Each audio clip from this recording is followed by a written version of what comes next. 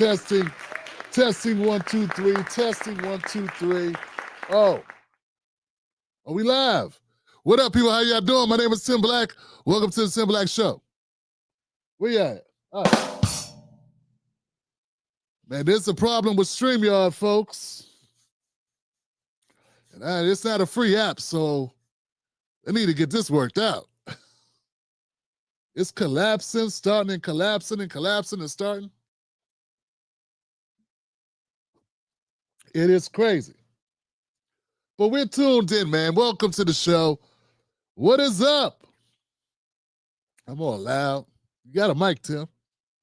What is up, Buck Bewley and Black Mamba in the house and Ebony in the house? All three. What up, people? How y'all doing? Don't bother. Don't mind me. Just, I don't want to interrupt the conversations that I know are going on. What's up, man? How are you? Yo.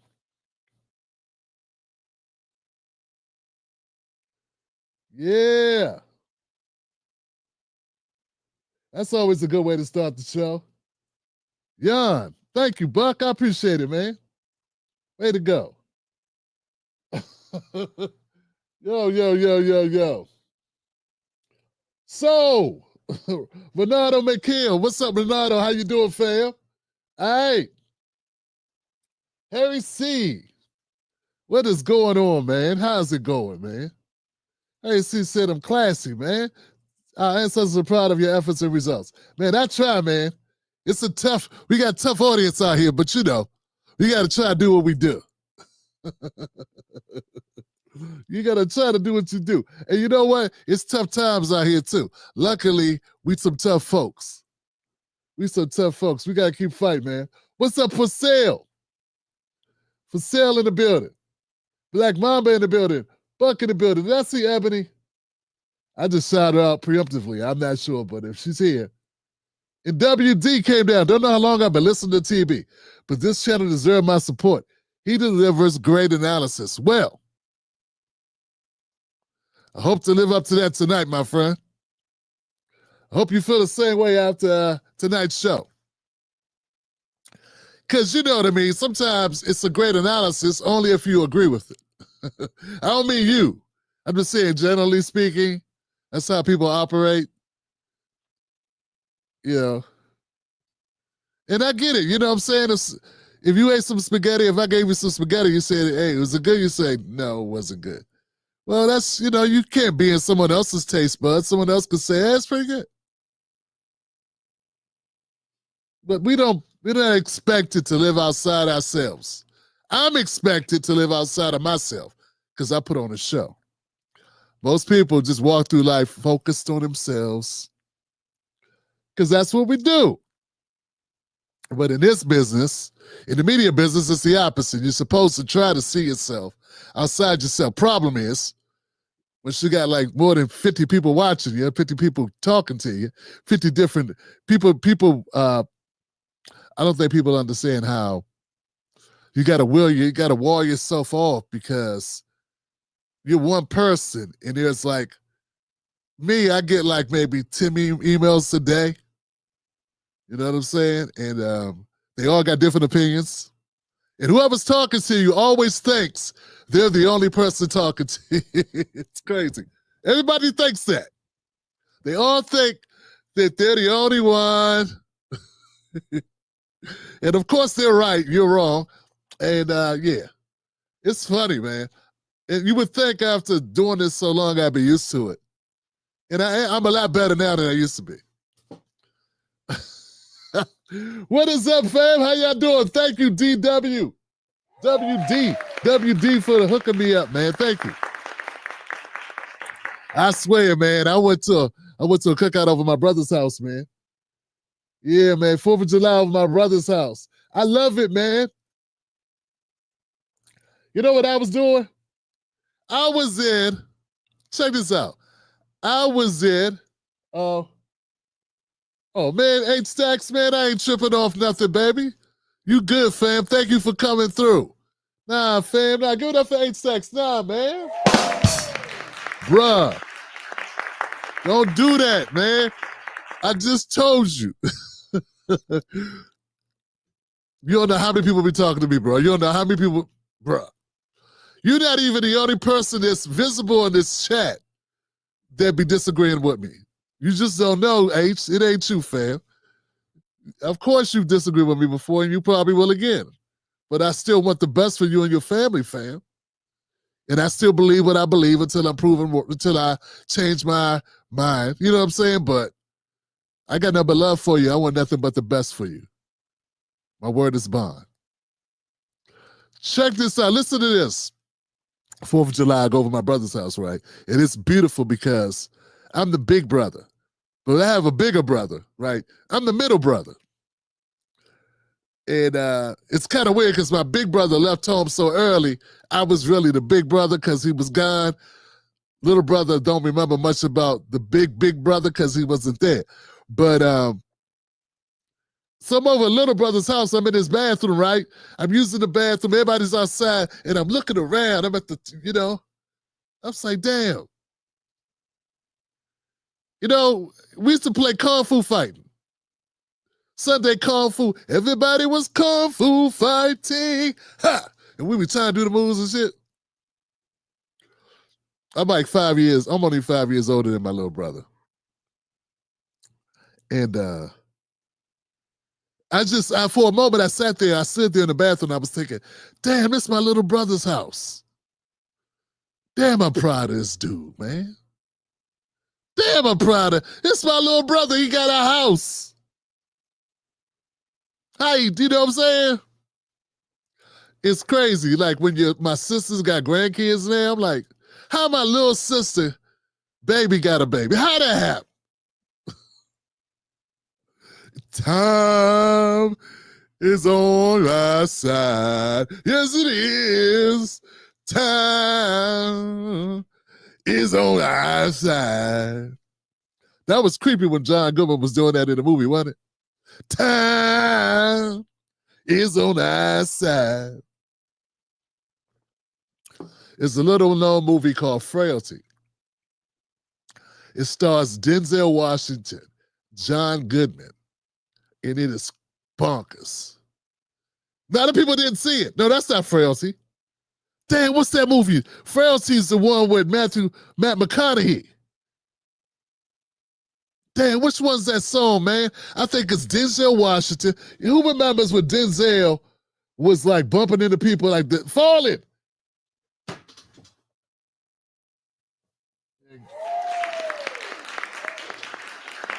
See? H had it before I can get the words out of my mouth, fam. H, to H.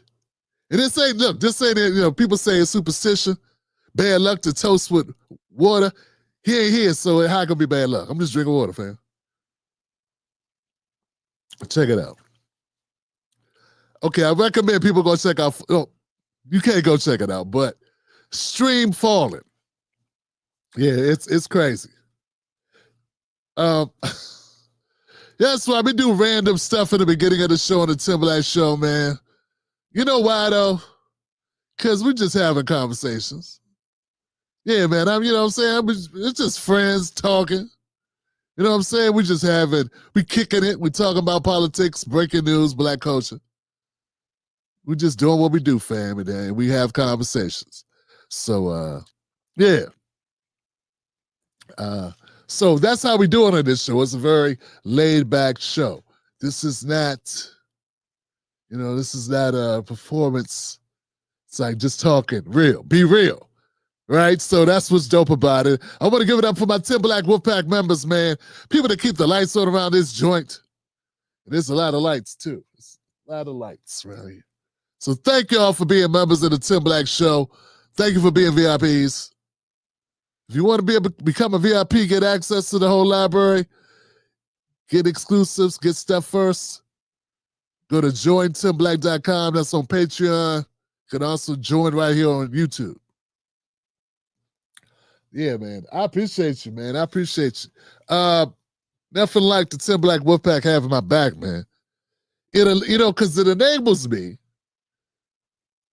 to be like, damn, you know what, man? I could go in on Trump or go in on the Democrats or go in on the Republicans or go in on the police or go in on I could just go in on Israel or go in on it don't matter. That's a freedom that people don't have. These people wish they could be me. And I don't mean that because I'm so handsome. I mean my freedom of speech. They can't say what they want to say, dog. Hey, yo, they can't talk. They can't speak freely. Nah, man, they can't speak freely, black mama. Know what I'm saying, Harry C? They can't speak freely, fam. I appreciate you, Harry. It is actually one of the greatest gifts to be able to just be you. You know what I'm saying? So I encourage anybody out there that you want to create content, hit me up. You know what I'm saying? Hit me up. Go to timblackconsulting.com. Look, man, this weekend, when I was at the 4th of July, I must have talked to 5 different brothers, man, about content, about the biz. It was dope. I was giving advice, man. People need info on AI. You know what I'm saying? How to implement AI so it actually works for you in this. Selling products, marketing products. I was talking to my man Chuck, and no Chuck since Chuck was 12. Chuck like 45 now. No Chuck forever, He grew up with my brother. And it's just, it's just crazy, yo. It's just, he's an artist. He's trying to promote his content. I'm like walking him through different tools to use to help him do that. And I realized, man, after 15 years, man, 13 years, whatever it is, I have a lot of information. So very valuable. Unlike them, I actually have more structure when it's a paying client. But them, I was just talking, but they was like this. One brother took out the phone and was like, don't sell much. Don't make an ebook out of my shit, man. Fahim, I say, don't make an ebook, bro. If you do, give me a cut. Yo. I hope everybody is intact after firework day. Yeah, I heard somebody from the No Jumper podcast was so lucky. Yeah, I heard he wasn't so lucky. I heard he blew some digits off. Dog, I'm gonna tell you something. My brother Shake, Big Shake D, I don't know if he here. Shake, you in the building? I gotta look. My man Shake, that's my boy right there, man. I know Shake, another one I know since he was like 13. Right? And Shake, if you hear Shake, yo, man, say something so I know it's you. Look, Shake like, yo, Tim, I saw you on your channel, bro. And I was in the comments, man. And you ain't even recognize, you ain't even speak, man. I say, damn, for real, dog? He's like, yeah. I said, Shake, what's your screen name, bro? He said, man, I don't even know, bro.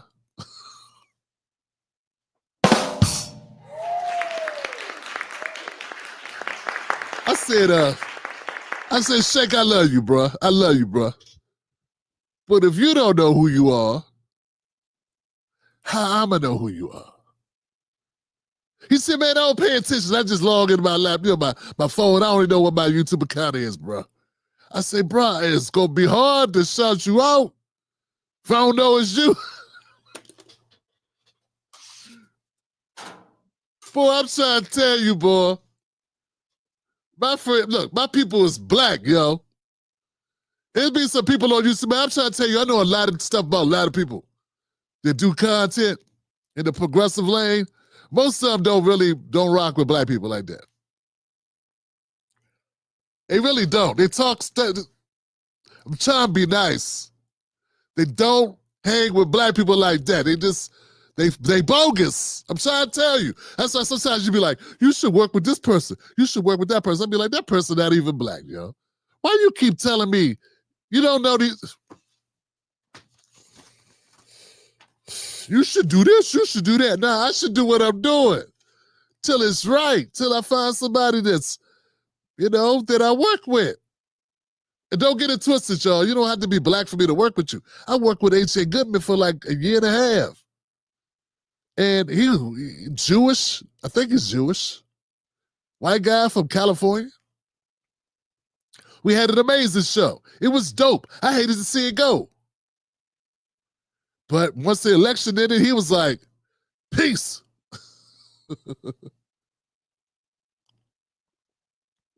But he just didn't want to, he was a Republican. I was a Democrat. He didn't want to say he didn't want to be beefing with me every day for the pleasure of the audience. He didn't feel like, he wasn't willing to say he didn't want to debate every week when we did the show. But when he did the show once a week, he said he didn't want to be debating me.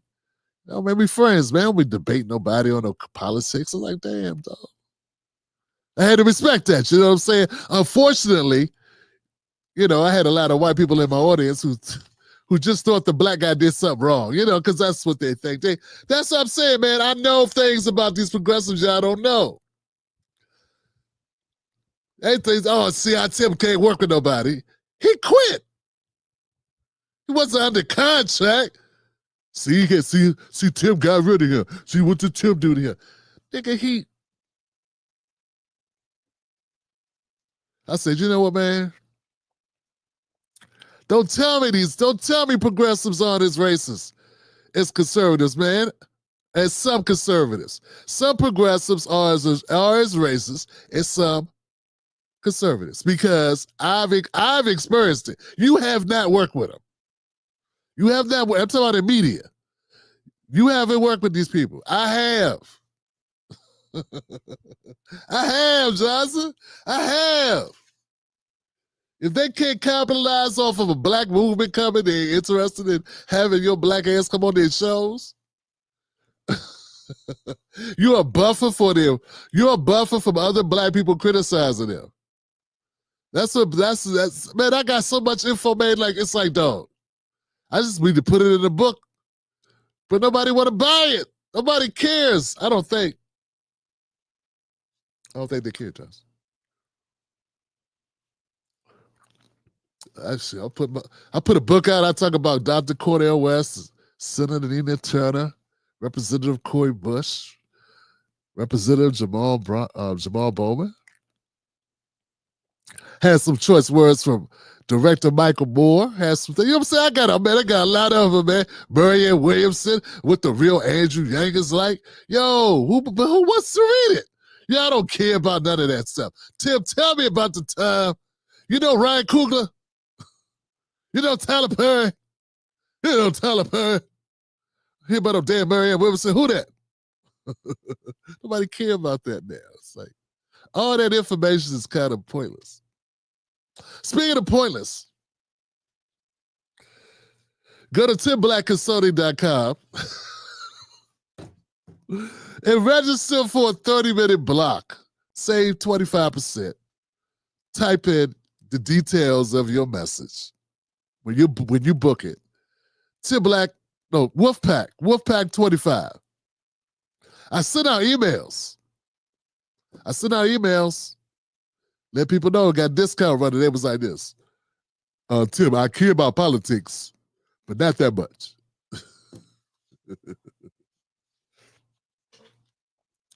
I feel you, dog.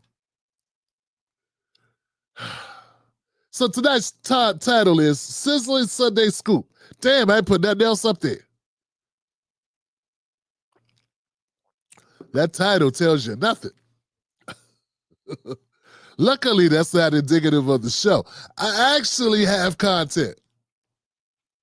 Yeah, I actually have some stuff to talk about tonight that's going to be interesting. And I'm going to tell you this, man, to keep it true to form, my man WD said Tim Black keeps it real. Another one of my brothers said Tim is a straight shooter. Ben said he streams senators. Yeah, I saw that joint. It's streaming. I saw it in the theater, and I was rewatching it. I rewatched it too. And it's good too, because I missed a couple parts. I was like, damn, how'd I miss this the first time? I must have reached over to get some popcorn at some point, you know? Got distracted for a minute or something. I don't know. But yeah. Dope.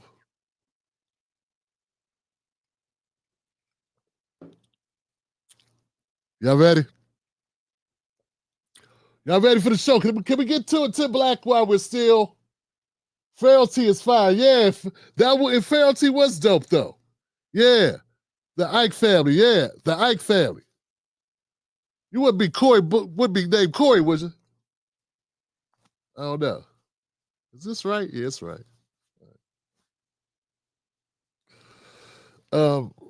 C Styles. I know that ain't C Styles. Ike. It's a brother I know who rap. His name is Ike, yeah. Okay. Y'all ready? Can we get off into the content now, y'all? Can we do it? Yeah, Tim Black, let's do this. All right, let's get going, fam. I hope everything stays stable.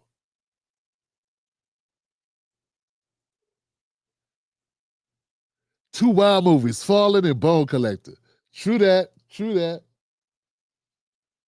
Time is on our side. All right. Yo, what's up, Tito Hornbuckle? Tito Hornbuckle in the building. Greetings, Megs. Megs, where you been? How you doing? Hope you and the family are fine. Ebony up in the joint. I knew she was come through. Ebony with the wrench. Welcome back, sis. All right, guys. Let's do this. Let's get into our first story. While we're still young. Next on deck with Tim Black. Some new information in a high-profile case of election fraud right here in Colorado. A woman who admits to stealing ballots and casting fraudulent votes will serve time in prison. Talia, this story made headlines all across the country right before the election back in November. And now one of two women who's accused of stealing ballots from the mail, casting votes, forging signatures, then turning those ballots in is headed to prison. Vicky Stewart just got sentenced to 5 years in prison after pleading guilty to identity theft and elections forgery. She was originally facing 34 charges. Stewart's a former postal worker who helped steal 16 ballots from the mail. The election fraud scheme was caught during the signature verification process when people who never voted were told their ballots had issues. For her part, Stewart said she was testing the signature verification system, an idea the judge rejected this week. Today, I talked with Secretary of State Jenna Griswold about the new developments in the case. I'm glad to see accountability in this case. It's important that our election laws are enforced, and we are seeing prosecutors take election crimes very seriously. Ultimately, we have some of the safest elections in the nation, and if anybody tries to break the law or disenfranchise Colorado voters, they will face accountability. Next on deck. Man, we good. Man, come on, man. Man, I'm sorry, dog. I gotta give him them. Come on, man. We can do that. Tim Black's BS detector. Tim Black's BS detector. Tim Black's BS detector. Man, you can't be serious, man. You can't get nobody no serious time for doing no shit like that. 16 ballots, 5 years. Come on, man. I mean, I understand you're trying to use it as a deterrent. You know, you can't give her 6 days. But 5 years, 5 months. Come on, man. Look, man. She ain't changed nothing. She didn't change nothing. Come on. Oh, she was a Republican. And to slide that in there, she was a Republican. I don't care what she was, man. I thought you was going to say she did something with serious numbers. 16 ballots. That's got to be the dumbest crime of the century. Trade 5 years of your life and your freedom for 16 ballots in a lopsided ass race that your guy won anyway. Damn.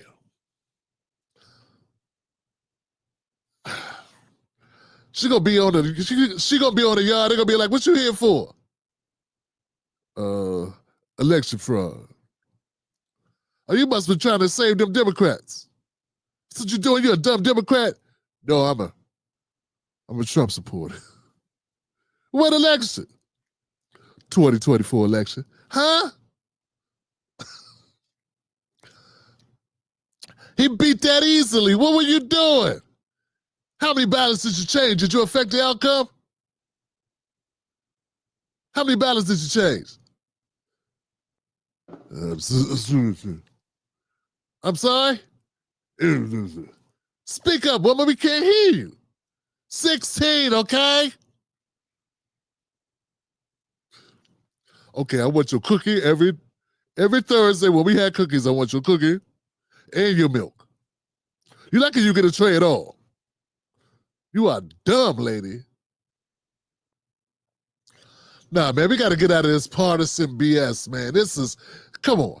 We got real criminals out here. We got real criminals getting less time than this. Come on. I'm sorry. We got real criminals getting less time. Come on, man. 5 years is a long time for 16 ballots. I just don't think the punishment fits the crime, yeah. They're trying to make an example out of her because she got the complexion for the rejection of the protection. I mean, she got to feel dumb enough, man. Trump did not need your help, and then you go help her. And look, her explanation, her excuse, I was just testing the system. Yeah, we used to say that. Yeah, that shit, if that worked, we'd have tried that, man.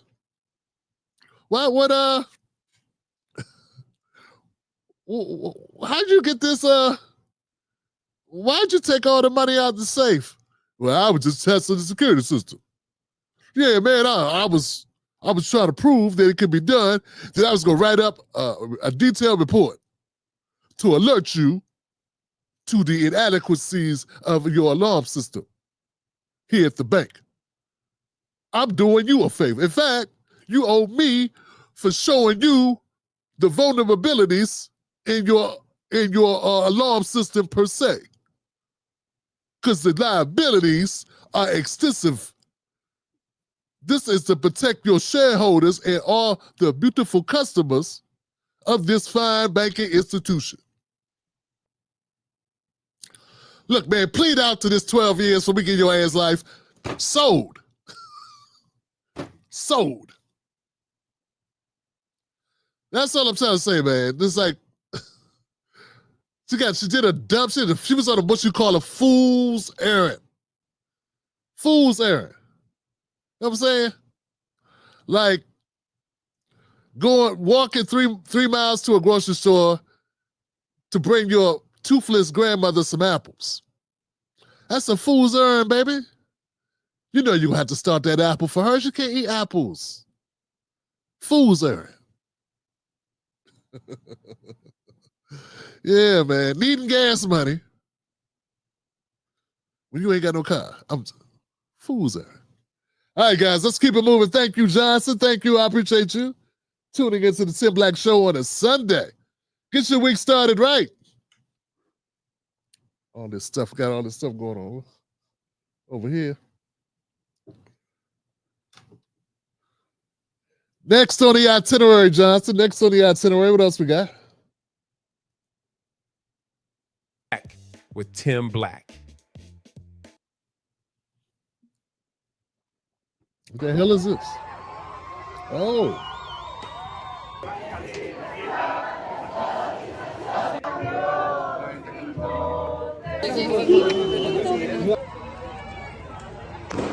Hundreds of demonstrators have gathered in Mexico City to protest against gentrification. You ain't gonna believe it, Johnson. Oh man, you ain't gonna believe this. Update. Mexico protests have broke out across Mexico and other major cities protesting against foreigners. That's right, foreigners to Mexico. U.S. citizens and others coming to their country and get this, folks, using up the resources. Yeah, see, they're protesting because Americans are doing what they've been doing for 100 years. Coming in the country, using up resources, sending the money back to another country, taking up jobs, taking up living space, making the rent go sky high. This is what I'm talking about, Johnson. Do you hear what I'm saying here? Is this registered for you? Protesters in Mexico City, particularly neighborhoods like Condesa and Roma, have expressed significant grievances against the influx of U.S. citizens and other foreign digital nomads. Tim Black, what is a digital nomad? See, a digital nomad is somebody who moves around. It's sort of like a teleworker. Somebody can work remotely, but they tend not to give a damn where they live. They live in France 6 months, they live in France, then they go to Switzerland, then they go to Mexico, then they go somewhere else where they just keep bouncing around. They have no ties to the places they live. Their reasons for protesting? Well, those nomads, digital nomads, these non-Mexican citizens,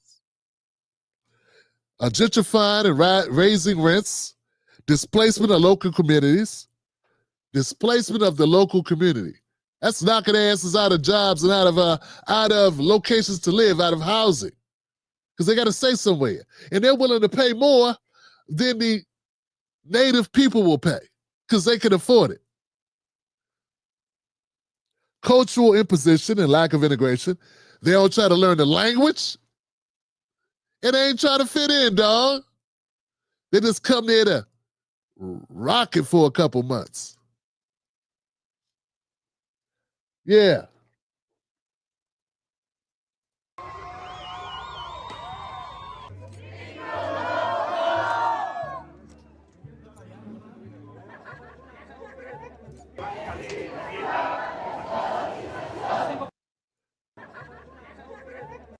Hold on. Gringo, go home. Hey, look, I can't say a little Spanish. Gringo, go home. Doesn't sound very friendly. Chilate blanco. I know blanco means white. I think chilate means devil.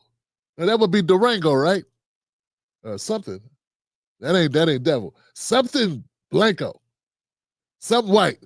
White.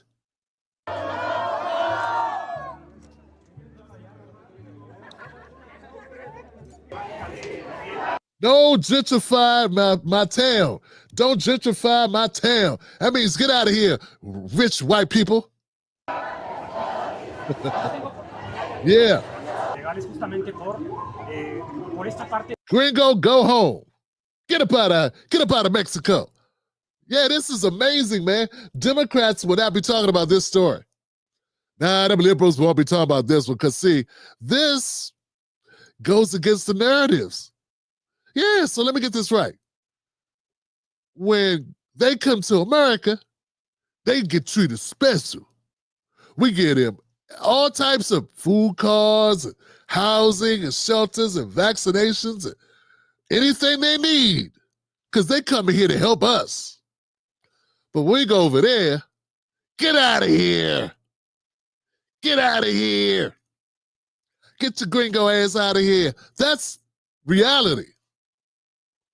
Yeah, I don't think Rachel Maddow will be reporting on this. I don't think Don Lemon and Joanne Reed will be reporting on this. I don't think my friends over at the Native Pod are going to be reporting on this because this does not fit the narrative that they love to project for us, where they gaslight us and tell us we bad for wanting to protect our resources. We bad. They tell black people are selfish, but try to keep the little nickels we got that we can rub together in our pocket for our kids. But no one says that about Mexicans acting the exact same way, because you know what, folks? It is only natural to protect what is yours to the best of your ability, particularly if you lack the flexibility financially to be able to withstand what's going on. Very much understood. Obviously, this is having a negative impact on those people, and these people are concerned. They have a right to be concerned. I support the Mexicans who are fighting to keep their neighborhoods, who are fighting to stave off colonialism or gentrification in their own land. Why is it that these liberals who want to take advantage of these Mexicans, not because they give a damn about them, but because they want to exploit them for their work? They want to exploit them as an underclass, take advantage of them, and also work towards, they also get support from the corporations who want to drive down wages.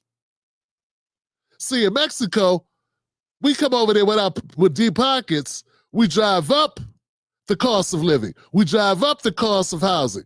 Mexicans come over here and they drive down the cost, they drive down the labor cost. The value of labor gets impacted negatively. It drops due to cheap labor. So that's the difference. We're not driving down the cost of labor, but we are driving up the cost of living and housing and other resources. And there's only so many nice cribs, I'm assuming. El Estado que priva las ganancias sobre la vida, ¿no?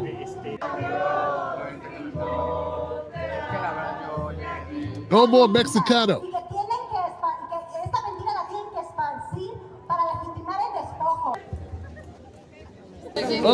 Oh, I love that sign. What that sign say?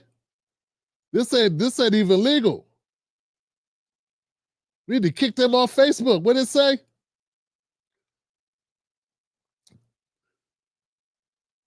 Mexico for the Mexicans. Oh, man. Wow.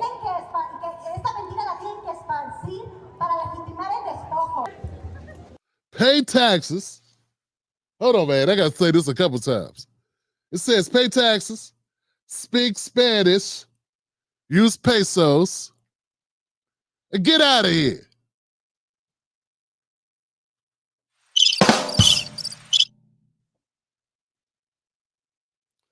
Y'all hear what I'm saying? Y'all hear what I'm saying? It said pay your taxes, so you got to be a citizen to pay taxes. They're not talking about when you buy something in the store. They're talking about paying taxes, filing income taxes. Pay taxes, speak Spanish. We can't tell them that. When we say this, when we say speak English, we are being xenophobic. Can Mexicans be xenophobic? Imagine telling a black person you're xenophobic.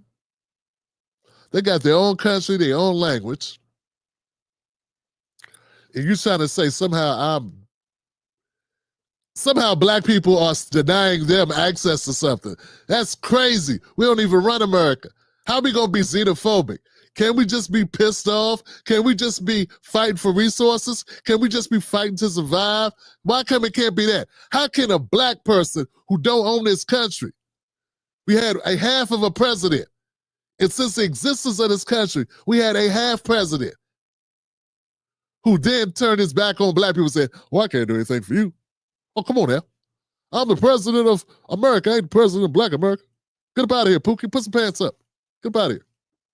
I know you've been waiting on me for 46, 45 years, but you get your ass out of here. Get out of here. Always asking for stuff. Put some shoes on. Get to work.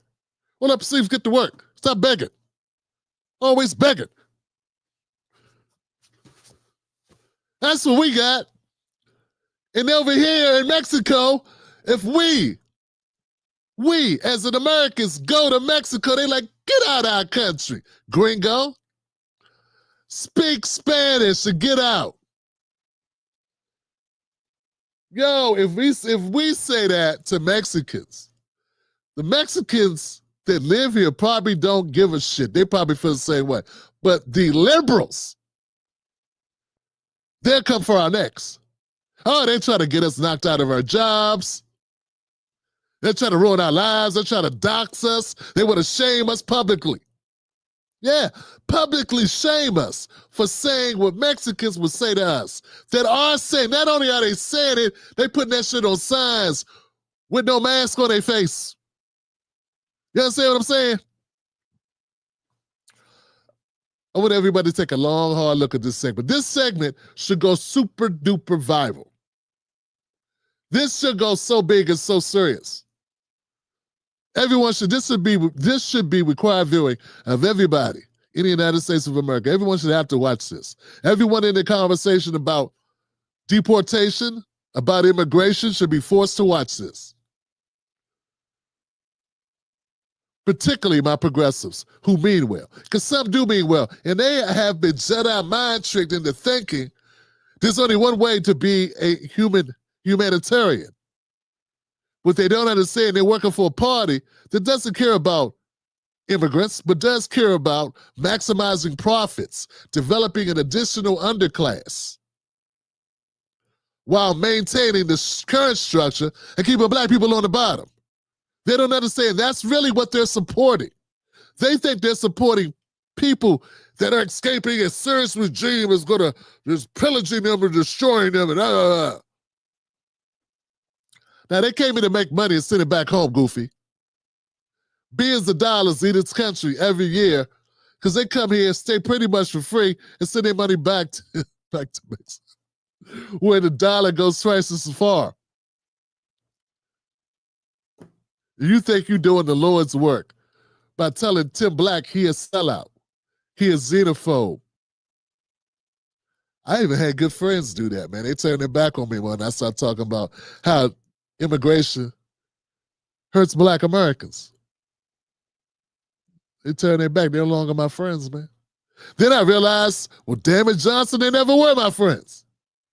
Because they think so little of me, they think I would stand on something 10 toes down without a firm belief in it. They think I stood 10 toes down on an issue just to do it for fun. Now, there's more sides to this. So to those people that say, oh, Tim Black, you're wrong, what are you saying about the Mexicans who feel the exact same way? And they're in their own country.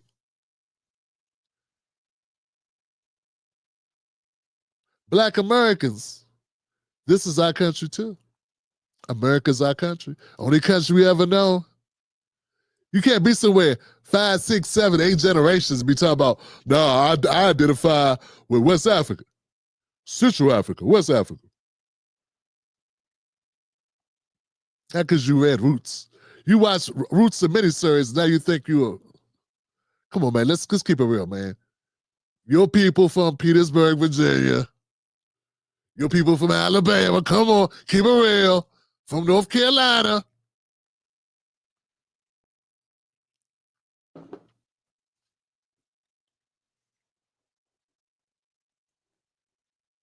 We need to stop lying to ourselves.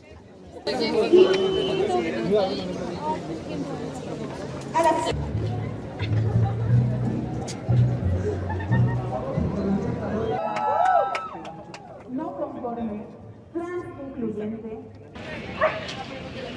Que esparcir para legitimar el despojo. Bueno, vayan preparando sus mejores. No se vende, se cuida y se defiende.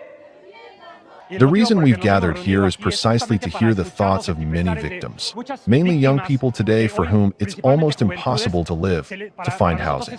It's not just that.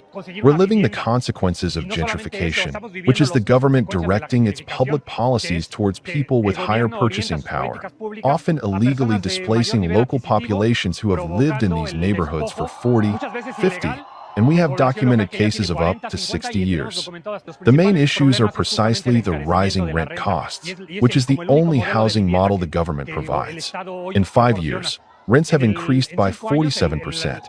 This is violent for the local population. We are debating whether to pay for electricity, water, or food. Of course, we choose to eat.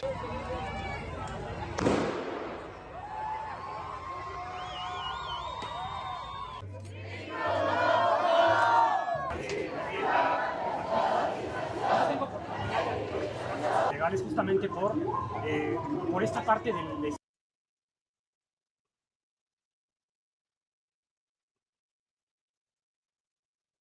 And they're not just being too friendly about it either, Johnson. Check this out, man. I was watching this. They were, yeah.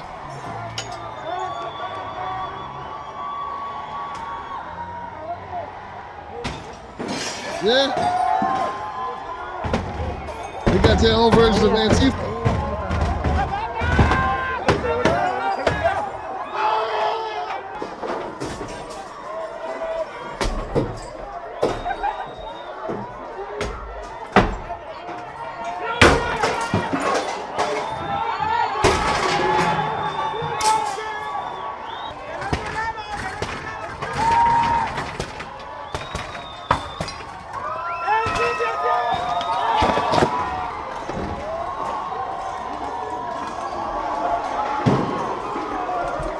What?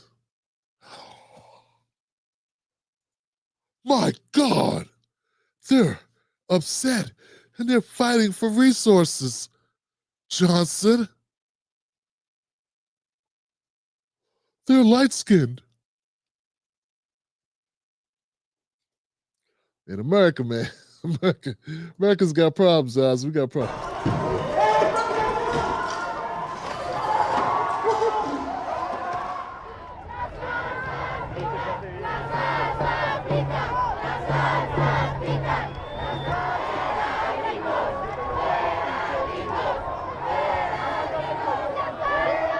Gringo, go back. Gente que viene de otros países, en su mayoría extranjeros, a querer imponer su cultura, sus precios y desplazar a los mexicanos. Oh my goodness, Johnson. Did that say kill a gringo? I'm a gringo.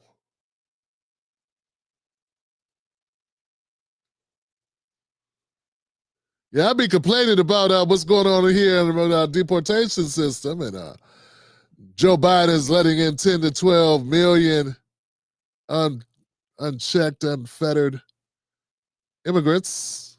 I never said CILL, my landlord. Hello, waiting on a response from the former people I used to know, the progressives, waiting on you guys to have a retort. What's the retort? Yeah, I like to say I want to hear with Crystal Ball and Sugar, Kyle Kalunsky. I want to hear these people. Sam Sheeter. What's going to be his retort? What will be the retort? Really interested in hearing it. Yeah, I want to hear the response. We all know they won't respond. I'm just throw that out there. Give my usual suspects a break instead of going at, the usual people I would call out here. Just wondering what these people would have to say about what we're seeing here, because this is not good. They're saying kill gringo. It's okay till you realize you're gringo.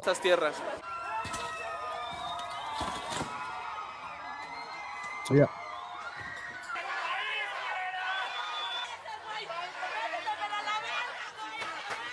Vengo porque la gentrificación solo es un paso más a la colonización, a los despojos y a que exploten nuestros recursos. Look at that, the exploitation of our resources. Ex-amigos, Airbnb and parcels, rents, and okay.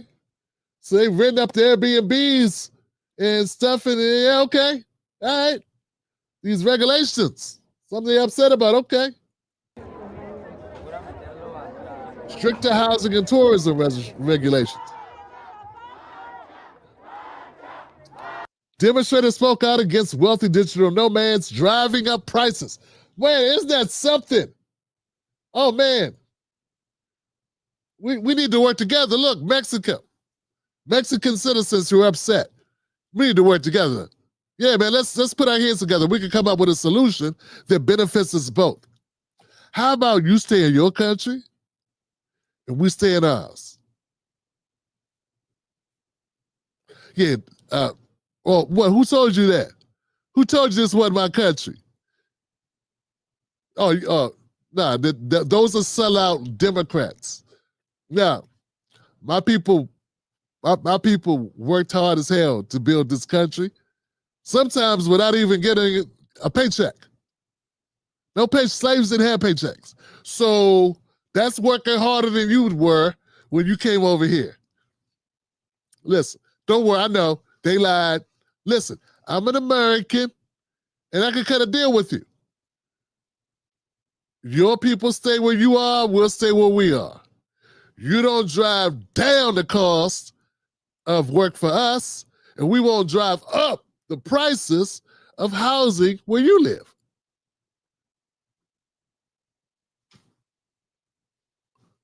I'm saying, mi amigo. See how simple that is? Trump, make that deal today.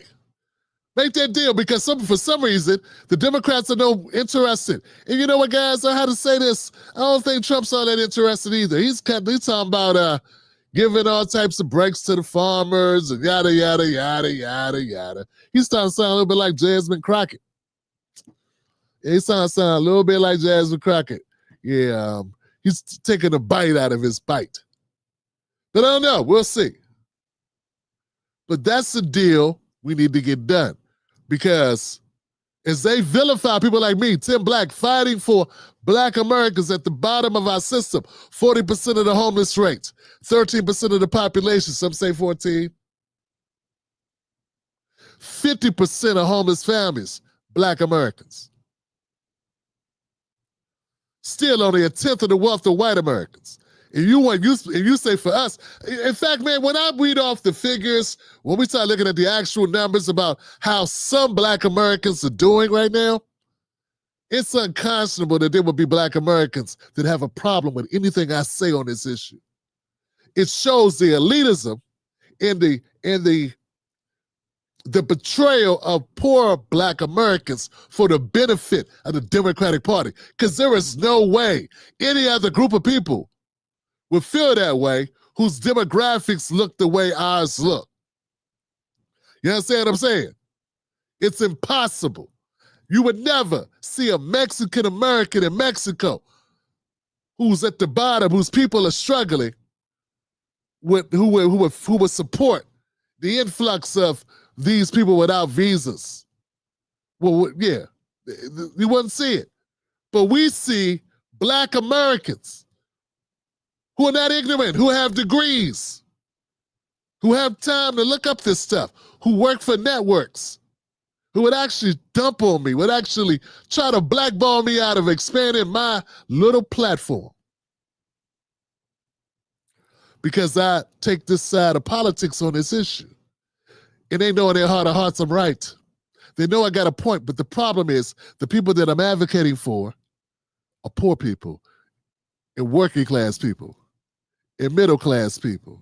And they don't have the power in this country. Yeah, folks, I want you to understand the only sellouts are not the Hodge twins, Candace Owens, and Jesse Lee Peterson. No. We got some other sellouts you need to be more concerned with. Because by and large, most Black people don't pay them no mind. Their audiences are white people. You understand what I'm saying? The true culprits, fam, are the Black people that got influence over Black people. You know, if you're a Black person, you wake up in the morning and you take Hodge twins as a true advocate or a person or a group of people that actually direct your politics, you are a moron. Okay? So they're not influencing loads and, groups of Black Americans. So the people that I'm talking, the people that I go after are the people that have the influence. They're the Al Sharptons, the Jamal Bryants, the Joy Ann Reeds, the Don Lemonheads. These are the people that had influence, and some still have it, over the Black community. Large swaths of Black Americans. Those are the people in my crosshairs. And damn it, I'm right. And I will continue this good work. I will continue it until something changes. You know what? Time is on my side. Yes, it is. All right. Shit. Let's go to the next one. Now would be a good time to hit the like button on your browser because I don't know if I'm gonna get more passionate than that tonight. I don't know. That may be the peak of my passion. I don't know. We'll see. Hit the like button or become a member of the Tim Black Wolfpack. $5 a month. Put your money where your heart is. If you're nodding your head, sign up. If you are clapping, sign up. If you need to go get a drink, sign up. The reason why I'm able to say, hey, look, man, I got bills just like you. I got a family like you. The only reason why I'm able to talk like this freely is because of you. Become a member of the Tim Black Show. Go to jointimblack.com. I see you over there. Wolfpack. All right. Let's keep going, y'all. We got more content, man. Pumped up, man. It's been a couple days off, man. I came here with a full tank of petrol.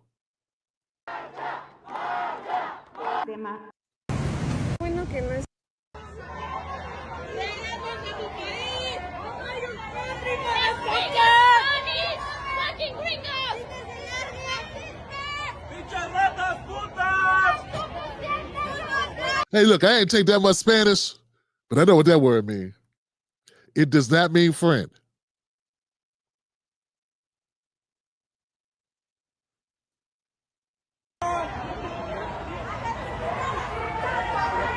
Next on deck with Tim Black.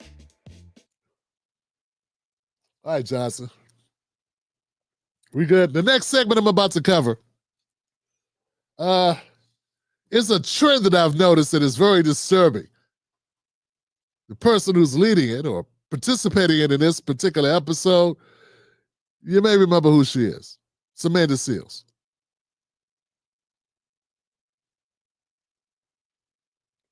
Or who I like to call Miss Personality. So I just wanted to step in because I see a lot of black people saying, well, they can't deport black people because we here. Honey. I know you don't think they're building all of these detention centers for immigrants. I know you can't think that. See, what happens is that, let's just say worst case scenario, they change the definition of citizenship to exclude your black ass. Yeah, this is the thinkings, the inner thinkings of the Shill class. Yeah, I like to call them the Shill class. These are the people that get paid to shill. And once there is nothing, once black people are no longer afraid of whitey taking over and putting us back in chains, they have nowhere else to go. I mean, obviously, Amanda Shills, she's burnt every bridge that was there. What other bridge is left? She got to keep one bridge open. The bridge to Orange Man gonna bring back slavery. Now, she has no reason to say this at all. She has no evidence at all to provide, except she got a funny feeling.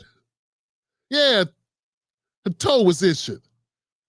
Her calf starts swelling up. She's got a crick in her neck.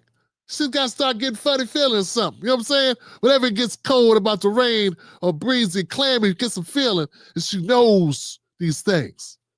A little birdie tapped her on her shoulder last night while she was dreaming. Issa Rae. I hate you, Issa Rae. What? Trump gonna put us back in chains. Oh my God. Oh my God. Little birdie, before you leave, little birdie, why people don't like me? I am not an asshole.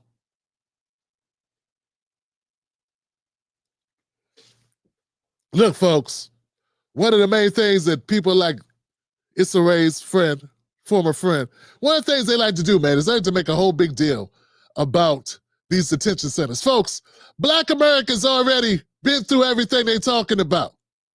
We already experienced it all. We already the most incarcerated people in the country. Why would you need to build new detention centers to lock up black folks?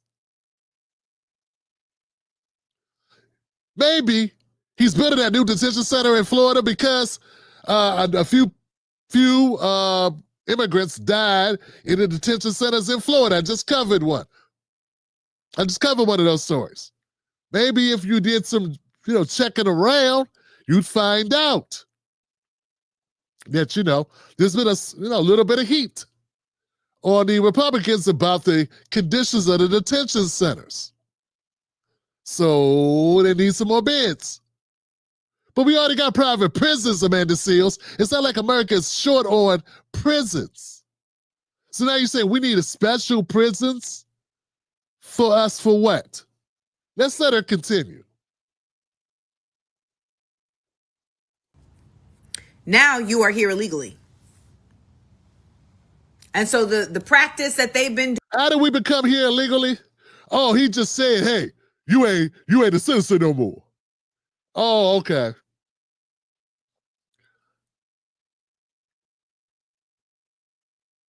That's supposed to just, that's like saying, well, you know, you're not a woman anymore. Well, you would probably agree with that because you, like many other Democrats, have already decided you don't know what a woman is.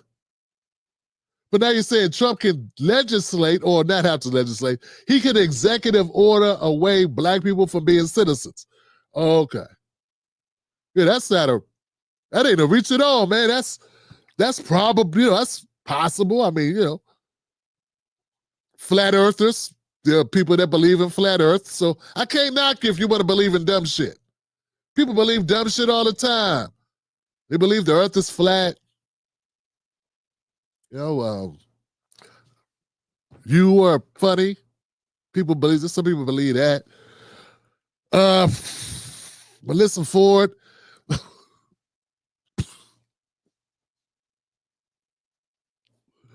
That her downfall came when Superhit came out and sullied the whole world of video vixens. We all thought they were upstanding citizens until had Superhit put out that book.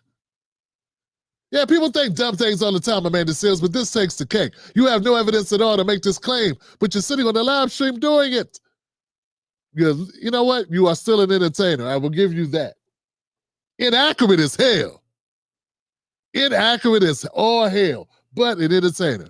Let's keep going. Running up on all these folks, they will now do to you.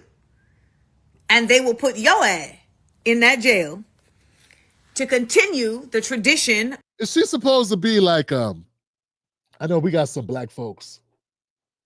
We got some black folks that believe that black folks believe that black folks owe other folks something to help them with their plight. These are the goofies. These are the goofies that don't think we already didn't do enough. They don't think this already hasn't been enough done historically by black Americans, more than any Mexican has done or for black Americans or anybody. Like, we have done enough. We have done enough in this country. We've already laid the groundwork. Why not let all these immigrants continue to do the scaffolding and erect the other pillars on the foundation in which we've already built? Why can't they do that? Why do you have to try to fearmonger us in the ride in which you were doing the same thing about Palestinians? You and Mark Lamont Shill were just doing that. Everything was, hey, it could be you. Oh, it could be you. White people never have to put up with that shit. Never. There's never a white person going, hey, you know what? You need to help black people because that could be you. Yeah, it's the Jedi mind trick of the Jamal types, the Jamal Bryant types. They continue to go to this playbook called Guilt the Blacks. Scared of blacks with no evidence at all that we should pay any freaking attention to at all. It's insulting that you would even try this lame-ass play. Yeah, Trump is going to pull out his pen and make all the blacks be slaves again. You right around the corner from it. Why don't you just go ahead and say it? Kamala ain't even running this time. You backtracker. 1 minute you was like, Kamala don't deserve our vote. Then when they extra froze your ass out, Sub-Zero style, you was like, but then again, we should give it to her. You Stephen A. Smith ass. Stephen A. Smith with some dreads. Twists. Locks. That's what they did, y'all, by the way. Of slave labor that is already in the Constitution. They don't even have to change nothing for that. Yeah. And some people think that what I'm saying is some like real fantastical, impossible concept. Yeah, stupid. Yes, freaking stupid. That's what it is. It's improbable. Yeah, the zombies could take over the country tomorrow. Yeah, the zombies could take over and the robots could turn this shit into the real life matrix. These are possibilities. There could be some type of virus that hits the land that does something similar to zombies and make people zombified. That could take place. We don't know every organism that exists on the earth. And yeah, these AI chips and robots are going different ways, and who knows? 1 minute, you can tell, 1 minute you can spot AI from a mile away, and now you need a microscope. This VEO3 shit is amazing. So yeah, it's technically not out of the realm of possibility, but it's still fucking stupid to say on a live stream as if it has any merit at all. As if you can use it as a sledgehammer to scare black people into, supporting whatever it is you want. Oh, I know what it is. We should be nicer. Fuck nice and fuck you. It's not. The Supreme Court ruled in the Dred Scott case and basically said black people do not have rights. We are not citizens. So if anything goes left, we don't get to fight it the way that the other folks do. If you are a free black man and you get kidnapped and taken down south, you don't get due process. You don't get to fight it. Like, you don't get none of that. Yeah, we're not citizens. We slaves. Yeah, we don't get none of that. We go down south, we don't have no rights. Yeah, that's real progressive of you, Amanda. That's really how life works. Yeah, that's exactly how life works. Thank you for illuminating us, because I thought I was under the idea we did have rights. I was under the impression that we were able to sue the government. I was under the impression that some things have changed in 70 years since the civil rights movement. I was under that impression. Wow, it's amazing. Only time it hasn't changed at all is when you need to become relevant again. Oh, I get it. So you can have this shit career doing whatever you do. Your friend, African friend, can have a show on HBO, make millions of dollars, and still not be citizens. Not even be Americans, but somehow you're able to do all that. Why were you able to do all of that? Shows and opportunities you have given, that you have been gifted to and lost. All these things have happened to you. But you ain't even a citizen. You don't even have any rights. Why did they even pay you, Amanda? Why did they even waste time cutting checks to you when you are a defenseless little black girl with no rights? Oh, because you do have rights. Oh, because they gotta pay you.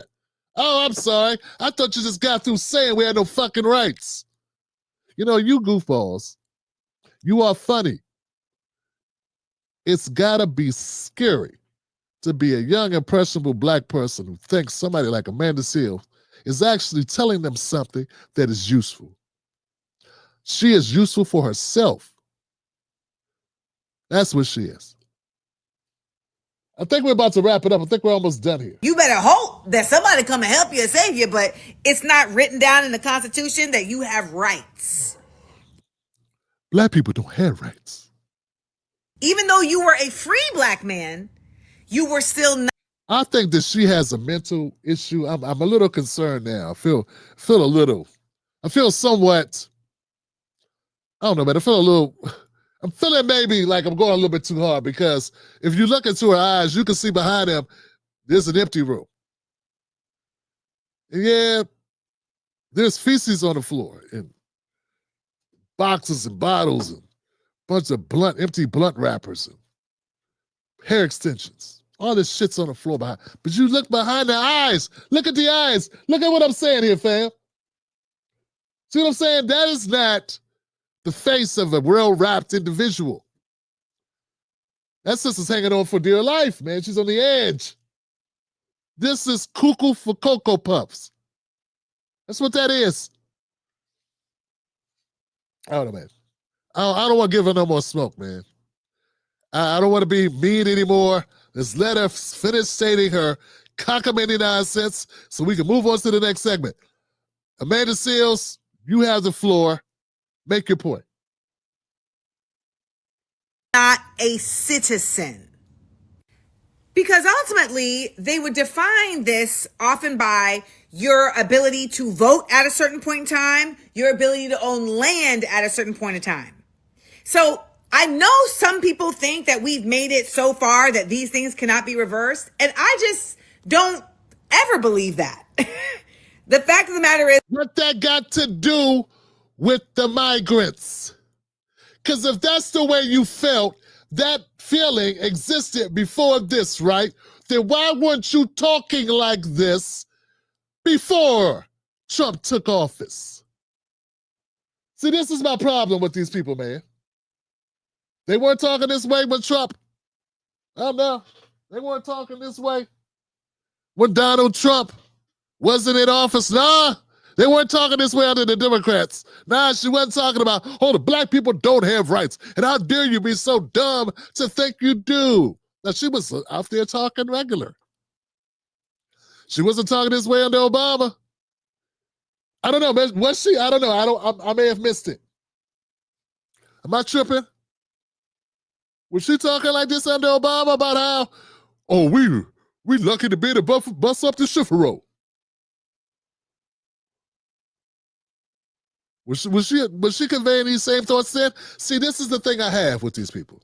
These people do not possess this level of doom and gloom under Democratic presidents. But what has changed? Why is it now doom and gloom time? What is it? Crackahonis?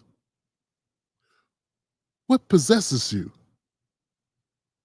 See what I'm saying? It's all strategic. These people, man, I feel bad for them. I really do. I feel bad for them. Because obviously, they're driven by economics. And a need to have a career. That's got to be what it is. Because, folks, ethically, if you felt these things, that black people are too comfortable, because any minute now, you could be sent back to the fields. Warm up my bed, Sally. Any minute that can happen. Why weren't you talking that shit? Why were you quiet for 4 years on this particular topic? Yeah, what changed? Other than Orange Man bad, what changed? And that's why I say these, it's just say, I'm not a Democrat. Yeah, but you roll with them. You're adjacent to them. You're Democrat friendly. And you only go so far away before you run your ass back to that plantation. You only get this far away till it's almost out of view. And then you'll turn and run your ass right back to the plantation because that's all you know. And that's where the money at. Yeah, that's where the money at, Amanda. Guess what? It's over. Had to run out sometime. I hope she's done, Johnson, because I'll make sure she's done. I don't want to keep talking to her. I'm being too mean. And folks are going to be forced to choose. Am I black or am I American? Next on I'm Black American, Amanda.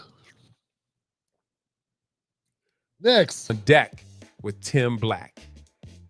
Why is nobody talking about the positive things about the big, beautiful bill that has since been signed into law? The only thing I hear people being upset about is what they're repeating they saw Kamala Harris and Obama tweet about. Has anybody actually read the bill? Because it's like 900 something pages. Well, let me go ahead and tell you guys some of the things that are in this bill that I don't hear people talking about, okay? The tax deductions that you can get for purchasing an American car versus a foreign vehicle.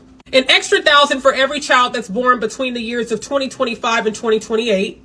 Higher child tax credit. So whatever it was before, it's going to be higher now. No taxes on not just tips, but overtime. So a lot of you guys putting in that extra 16, 12-hour shift, no longer taxed. Older people are also now qualified to get more money on their taxes at the end of the year. The bill also helps a lot of small businesses get tax deductions and be able to write off a lot of things that they weren't able to write off before, or write off more of what they weren't able to write off before because it was capped at a certain amount. It also helps bigger companies who help their employees with childcare. Now, when I was working at Bank of America, that was one of the things that Bank of America did help with was childcare. So now they get to write off a higher percentage of that. So all I keep hearing people talk about is, oh, well, what about Medicaid or Medi-Cal for California? If you guys are mad that he wants you guys to go and get a job, and he wants it to only be for people who actually really need it. I cannot tell you how many people I have witnessed, seen, heard completely bleed the system. I'm telling you, passing down Section 8 from generation to generation to generation, staying on welfare, purposely having kids so that they can put those kids on welfare. It also is set up in a way that keeps you reliant on it, because it will not help people who are actually working. It only helps those that sit at home and do absolutely nothing, which hurts your motivation, because why the fuck would I go and work if I can get free healthcare, food stamps, and money to sit at home and pop out kids? And my rent is $25. So maybe this is the motivation that people need. I'm sorry. People need to do their own research. It's a 900 and something bill. And I only hear you guys talking about one or two things that you heard Democrats speak about. Next. Okay, so let me, well, first of all, give it up for that sister, man. I appreciate that. Okay, so I got 5 criticisms and 5 positives. So 5 pros and 5 negatives about the big, beautiful bill. Okay, here we go. Let's go through these real quick. Massive debt increase. That's number 1. Negatives. Go negative first. Massive debt increase, right? Federal deficit will increase by nearly $3.3 trillion over the next 10 years. But we all know he only going to be president another 3 years. So the numbers are crazy. The other president's going to come in, maybe, and change it. So anyway. Number 2, healthcare cuts affecting vulnerable populations. The bill imposes work requirements for some able-bodied adults. As she pointed out, that's the Medicaid and more infrequent eligibility checks, with the CBO estimate that 11.8 million Americans will lose health coverage under Medicaid over the next decade. It also defunds Planned Parenthood. Effectively, for 1 year, by prohibiting health clinics to provide abortion care from accepting medical funds for any service. Number 3, benefits wealthy over the poor. According to CBO analysis, the wealthiest households will see a $12,000 increase, while the poorest would lose $1,600 a year. That's horrible. That is not good. Okay. Number 4, environmental concerns. Environmental groups call it the most anti-environmental bill ever. Criticizing provisions that would cut clean energy programs, allow millions of acres of public lands to be sold to polluting industries, and phase out clean energy tax credits. And 5, it's got a complex tax code. Tax policy experts criticize that the bill further complicates the tax code in several ways, sending taxpayers to a maze of new rules and compliance costs that in many cases likely outweigh potential tax benefits. Now let's talk positives. Significant middle-class tax relief. Bet you won't hear that on MSNBC. Income taxpayers would see tax breaks.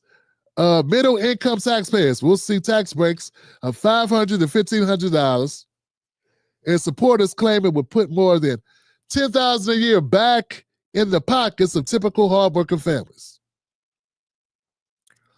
Border security, enhanced border security. Immigration enforcement. The bill provides $350 billion for Trump's border and national security agenda. $46 billion for the U.S.-Mexico border wall, $45 billion for 100,000 migrant detention facility beds. Yeah. Number 3, business investment incentives. The bill makes permanent one of the most pro-growth tax policies available, expensive for investments in short-lived assets, domestic research and development. It includes 100% expensing for new domestic factories and allows businesses to immediately write off equipment and research costs. 4, family support expenses. The bill increases the child tax credit from $2,000 to $2,200 per child, creates tax deductions for tips and overtime pay, establishes Trump accounts, allowing parents to create tax-deferred accounts for their children. And number 5, infrastructure and modernization investments. $12.5 billion for modernizing the Federal Aviation Administration's air traffic control system. replacing outdated equipment like copper wires and floppy disks. What? Who the hell's using floppy disks? And provides additional defense spending, of course. All right, 5. All right, folks, that's my top 5 of 5. 5 pros and 5 cons from the new beautiful bill. Great big beautiful bill. All right, what can I say?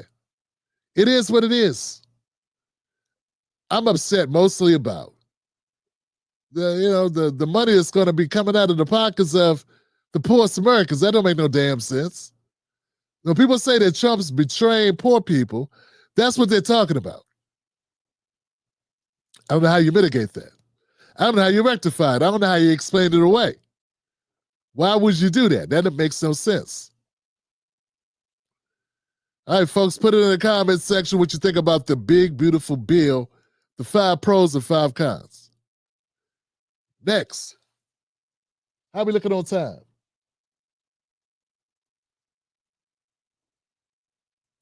Next on deck with Tim Black. Derek, I want to give you some statistics I'm going to guess you're pretty familiar with. Now the real question. That came from Pew. Down to 2024, except that our public policy. That not only black people could have had, but white people too. Seniors, teenagers, people who need. On this clip, a woman takes a walk through downtown Los Angeles and notices, hey, it's a lot of space to walk. That's because everybody left. I don't like the video because she put these words on the screen the whole time. It's kind of hard to. So let's jump to this. Tim Black. Please respect. Please give dignity to the people. Please give dignity to the people. So you worked for the commissioner, your senior advisor. You were hired 2 weeks ago, and you're instructed to ask us to not have any pictures taken here. Please respect the people. Because the rules. political leadership at DHS does not want the American people to know it. Please respect the rules, You keep sir. standing in front of the pictures, so Please you don't want the respect the pictures rules. taken. The rules are arbitrary, and Please they're respect designed the to rules keep and the give American the people in the dark. dignity and respect. That's all we ask. Well, no, dignity it's and not. respect. You're asking, is this Please- dignity and respect? Look at Please these people. give There's dignity a and pandemic. respect to the people. Let me ask you, there's a I pandemic. respectfully ask you, sir. There is a pandemic. Is full-hearted- this respecting the rights of these full-heartedly, kids? I ask you, please Are you respect the respecting the people. rights of these This kids? is not a zoo. Yeah, I just want to point out that the kids here are in deplorable conditions with aluminum foil on the floors, not very sanitary and also very not comfortable, right? And this was under the Biden administration. And I don't know, I saw this back then. I say, this is a good video to play now. It's a good one. Yeah, because the Democrats keep talking about detention centers or concentration camps. They were pretty quiet under Biden. Wasn't that long ago. Those are kids. Those are kids stretched out under that aluminum foil. And they got a Democrat in front trying to keep them from viewing it or filming it. And that's Senator Ted Cruz. Now, I don't like Ted. Ted's not my guy. But he should be able to film what's happened to the kids. And the fact that you don't want them to see what's happened to the kids lets you know something's happening to the kids. You know what I'm saying? So there it is. Just thought I'd point it out because I'm always trying to disprove the nonsense. I'm not saying it's the Hyatt Hotel. I'm not saying it's a deluxe, penthouse, right? But I'm saying it never was. It never was. It never was deluxe. It never was amazing. It was always shit. Look at this. Sir, please don't treat the people. You're right, and this is a as such. dangerous place. Please don't treat the And people your like policies, this. That's all I ask for unfortunately, you, are sir. trying to hide them. I understand That's you all were I ask instructed you. when 18 I senators ask you came to down please here. respect the people, give them dignity I and respect them, and I respect. want to fix this situation. We all want to and fix the this, sir. We administration don't you're want working this to for is happen anymore. responsible for these conditions. Please respect the people with dignity and respect, And sir. I ask you to respect the people as well. Next on deck. Yeah, I want to respect the dignity of the children. And if you film them in deplorable conditions, that's disrespectful to them. It's not disrespectful to keep them in deplorable conditions. It's only disrespectful if you film it. to alert the world to it. Get it? It's sort of like when AOC went to the border and she said, "Oh, there's children in cages," and she's crying outside the gates, and all the progressives lost their minds. They didn't lose their minds so much when it was Biden. These are things I had to learn the hard way. And then when I learned them, I did not learn them. I remembered them. And now I'm using it against them.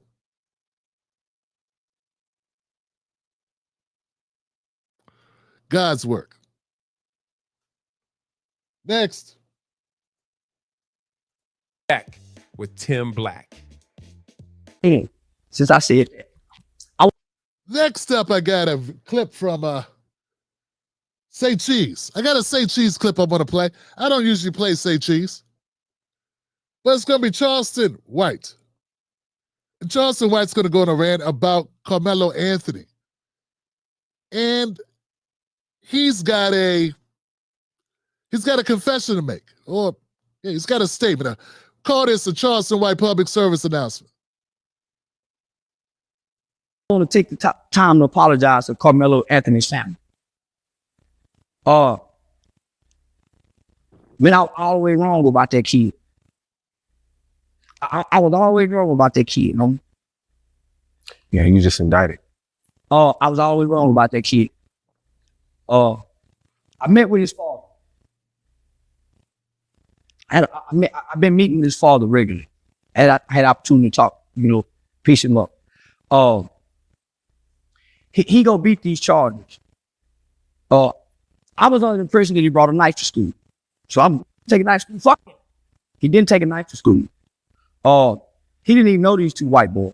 These two white boys just came over there because he was with another kid that knew those white boys. So he a new black kid who these big old white boys, big white boys. He a small frame kid.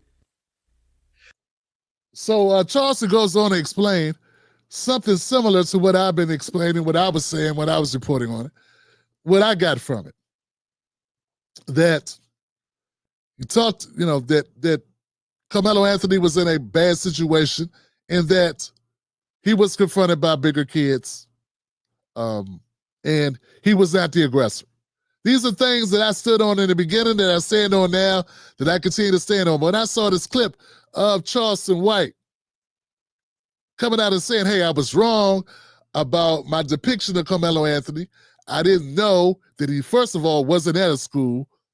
I did not know that these kids were bigger than him and that they approached him, that they were threatening him. Like, I didn't know these things when I was talking. I don't know, I felt a certain kind of way about it because I realized something. And sometimes people make statements when they don't know things or they get things wrong, or their source at the time may give them a different impression of an event. I know it's happened to me before. Yeah, I mean, I didn't have any training wheels, man. I jumped into this business and I would believe a video clip I saw. I would believe the reporting only to find out later they done doctored the footage. They done clipped the footage. They done took stuff out of context. I didn't know the Associated Press or Reuters or CNN or MSNBC or whoever, CBS or Good Morning America, any of these other entities were capable of doing something like that. You know, I grew up where you thought the news was pretty straight up, right? And if they talked about something, why would they lie about it? Why would they not cover it? So with that in mind, man, I just want to say, I'm glad to see Charleston White correct himself. Because as much as I want to say, see, I made mistakes before, and I've had to come out and apologize for them. I believed something that was untrue, and I had to come out and correct the record. Charleston White, having the ability to do that, says something about who he is. Now, you can take that for what you want, you know what I'm saying? Take it with a grain of salt, whatever, but I feel it's important. And I think instead of going, this guy, and making it taking it as an opportunity, I'd rather just acknowledge the fact that we're human beings and we make mistakes. I would like to see others do the same thing. And maybe they will. I would like to see Officer Tatum come out and reverse his commentary. Because it's going to come out in the end. It's going to come out that father, as Charleston White speaks on later, that father that you saw in front of them cameras was not even a part of them boys' lives. That the oldest boy had kicked his ass before. That those kids have had a history of themselves of fighting and bullying. These things will come out at trial. I thought it made sense back when I was reporting on it.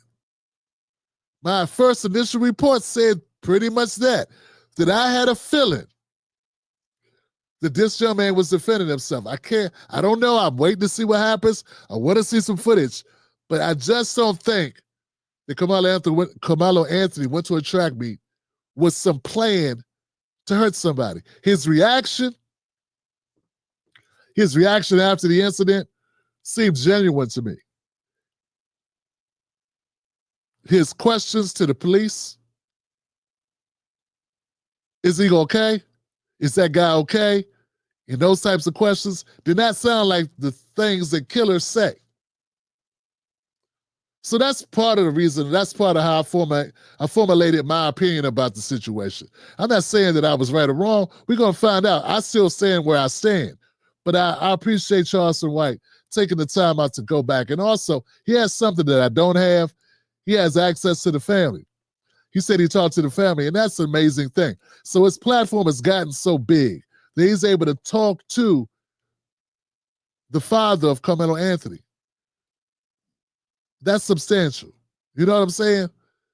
So evidently there's some type of communication, back channel communication that he's gotten that gave him access, that gave him that ability. I wish I had that. But once again, guys, we're going to keep riding until this case is resolved. We won't really know anything until we're able to see more footage, we get more eyewitness testimony. But I believe what we've been seeing lately come out of the right-wing talking heads, what we see come out of right-wing sort of news reporting and websites and what have you. That ain't the full story. No one should go on that. I hope that people realize you got to take all that with a grain of salt. Those entities that are reporting this are not truly news organizations. Those are ideological propaganda arms who happen to use the typed word to get out their message. They are not journalists. They are not truly ethical entities. So you can't take what they're saying as real. And I'm talking about Daily Mail. Yeah, you can look at Daily Mail for sensational news and stuff and funny stuff, but you don't trust them to give you the real deal. That being said, guys, hey, I got nothing but love for you. Form your own opinions. We're going to keep covering it here on the Tim Black Show. But before I end, I got to say this. It was something about the day that always rubbed me the wrong way. The fact that I knew that it was reported that him and the wife were divorced years ago. They got separate GoFundMes. People complain about Karmelo Anthony's family's GoFundMe, but they didn't complain that the father and the mom had separate GoFundMes. That wasn't a problem. But see, that's sort of how the propaganda works. Yeah, we see this all the time, where they point at, everything about one side and basically nothing about the other side. And that should be when you get the red flags going up. Yeah, like, why don't you tell me more about these, the Metcalfs? Well, I'm not hearing more about them. Well, I'm not getting, like, spreads about the family. Why aren't we showing this great family that has all this love and all, and these kids that were so, fantastic in school and such great people, and they didn't bully, and where are their black friends, and where's all this diversity? Because Dad was coming out talking a whole lot about the Bible and about diversity and don't make this about race. And he was leading so far into don't make this about race, it made me think something about race with this family. Because who does that? Why would you come out? It'd be different if it was Carmelo Anthony's family saying, hey, this wasn't about race. Because at the end, Karmelo is the one who stabbed the white guy. Why is it the father of the white boy who was slain coming out talking about this wasn't about race? See, it just, I don't know, maybe, I don't know. It just rubbed me the wrong way. It just seemed suspect to me. You understand what I'm saying? But, you know, that's how I look at things. All right. Y'all get where I'm coming from? That make any sense to y'all? I'm going to jump in the comments section, man, see what I got, man. Any of that make sense, fam? Anybody? Ken Hunter says, I'm on there. I'm on the, where were the adults that doing the whole thing? I'm on that too. I said that too. I was like, you know, any adult, anyone, you know what I'm saying? Like, where are the adults? Right, and you're not just talking about parents, obviously. You're talking about any adults at the school or at the track meet, I should say. Any adults at the track meet who were there overseeing the events. Where's that at? Where are those people at? As of now, the only footage we got is from a CCTV from across the field. And of course, we have certain conservative networks running with that because you can't see an altercation clearly visible in the film. Hell, you could even see who was Karmelo and who was Austin Metcalf in the film. But they leave that out of their reporting. That the people that saw the film could not determine who they were looking at. They could not ascertain, they could not tell the difference, they could not identify who was Karmelo and who was Austin in the clip. But still, people that put out content saying that this film proves guilt. It was crazy. It was crazy, fam. The bully had drugs in the system. Clock that. Always says the bully had drugs in the system. Another great take. I don't know if that's possible. I did mention, did they do a toxicology exam? And when you say drugs, I'm not sure what kind of drugs. He could have been taking steroids. He was a big football player. I don't know. But no one, these are questions that always, like you're a decent, you're a curious person asking dope questions from somebody who ain't, who's trying to get to the bottom of it. So that's a great question to ask. Like, yo, did you check the bloodstream? Now, they checked Carmelo Anthony, right? Well, when they did their autopsy, they had to take one of Austin. Why hasn't that been released? I haven't seen toxicology.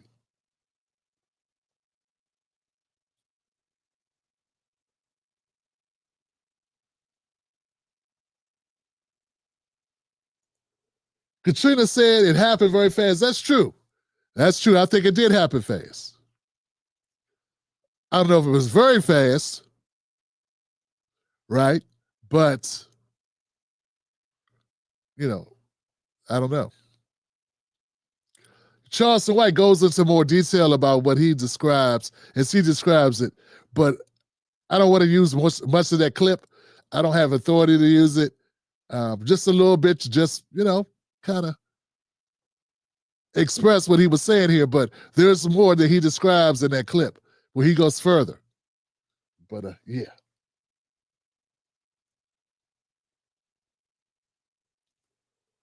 Father sound like Trailer Park. Hey, could be. He did.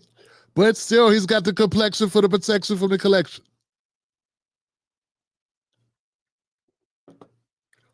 Yeah.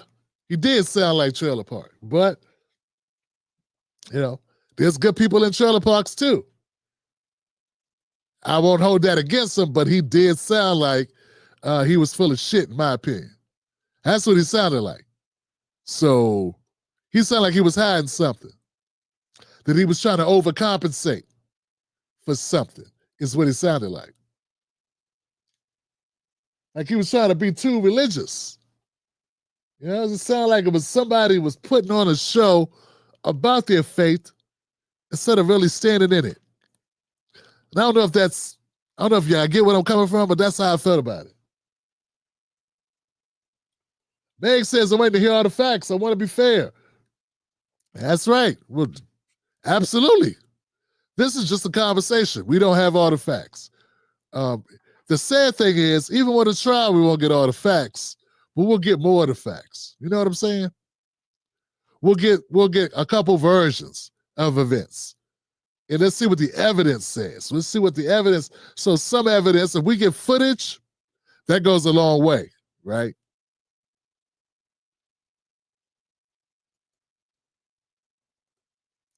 Don't blame the dead, please. Don't blame the dead for what? Yeah, you know, I gotta disagree. I'm on this show every time, all the time I'm on this show. Let me put this back up. This woman says, do not blame the dead. Now, let me get this right. If someone breaks into your house, with the intentions, or you're afraid, they break into your house and they didn't have permission to come in, and you protect yourself, and they get unalived, is it okay to blame them at that point? Is that okay? I'm just asking. Yeah, I think you can blame the dead sometime.